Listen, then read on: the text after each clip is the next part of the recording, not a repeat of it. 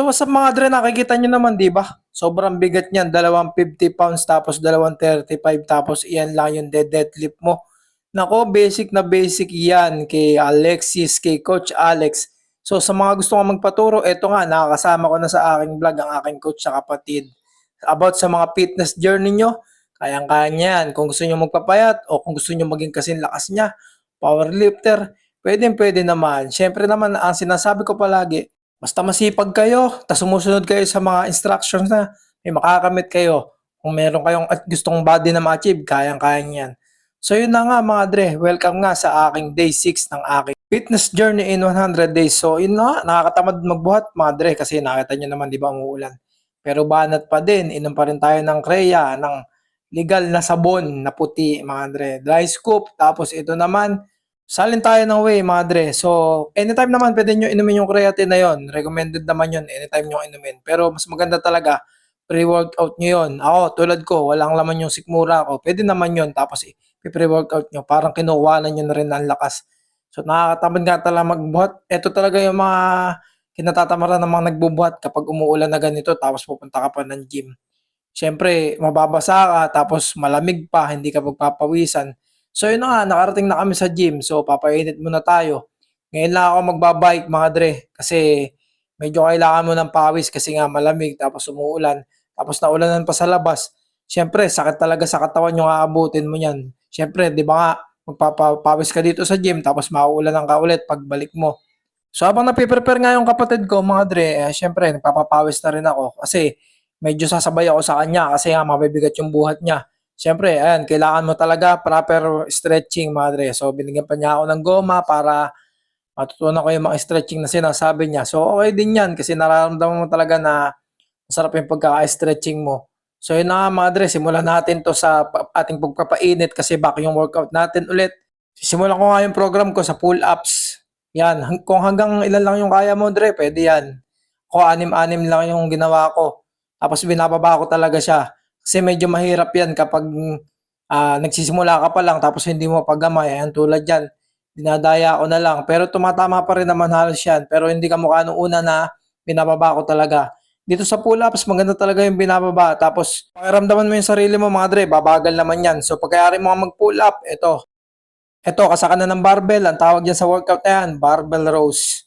Medyo i-stretch mo lang yung tuhod-tuhod mo dyan. Tapos medyo tatama na talaga yan sa likuran mo. Yan. Tulad nito, ito yung utol ko. Nakita nyo naman, di ba? Yan talaga yung tama. Mababa. Tapos maayos. Kasi nabibigatan pa nga ako kasi nag-a-adjust pa ako mga dre kasi kakabalik ko lang sa gym, di ba? So yun na nga, gagayahin natin siya. Yung tama na form, tapos yung tama na structure. Ayan. Bababa mo siya, nabababa. Diba, mabagal na agad yung sa akin kasi nabibigatan na ako. Pero sa kapatid ko, tingnan nyo, mas mabigat yung binubuhat niya pero maganda pa rin yung kanyang form. So ito na nga, pagkatapos ng ating rows, mga dre, ito naman tayo sa lat pull down. Ayan. Ito nga mga dre, halos tinodo na niya yung PR ko kasi di ko na kinaya. Ayan, kaya inispatan na niya ako. Pwede naman yan mga dre, ispatan tapos kukuhanin mo yung paangat. Ibababa niya lang tapos kukuhanin mo yung paangat. Tatama pa rin naman yan. Pero syempre, iba pa rin talaga pagka ikaw yung sa sarili mo, kayang-kaya mo. Tulad yan, mga dre, ganyan, no.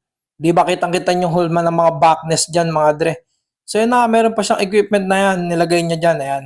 Medyo tukod na nga rin ako dyan kasi mabibigat talaga yung sinimula namin. So, di ba sinong nasasabi na nakakapogi yung gym?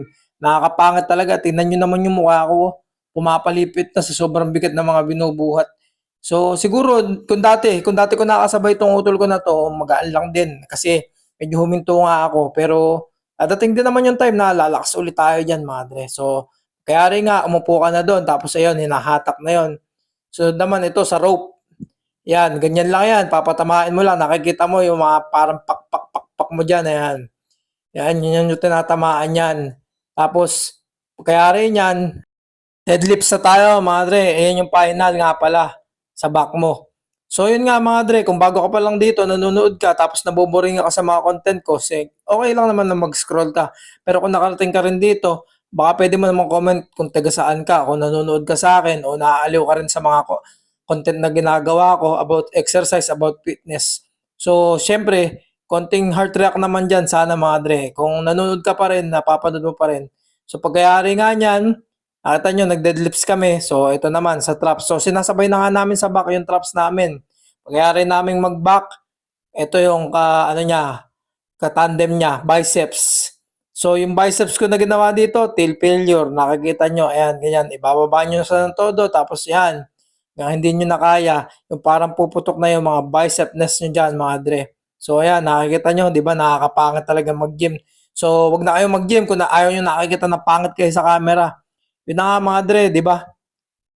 Halos isagad mo na, tapos yan, sasagad mo ng baba para kuha mo talaga yung form ng biceps mo. Tapos ito naman, hammer curls na nasa incline, mga dre.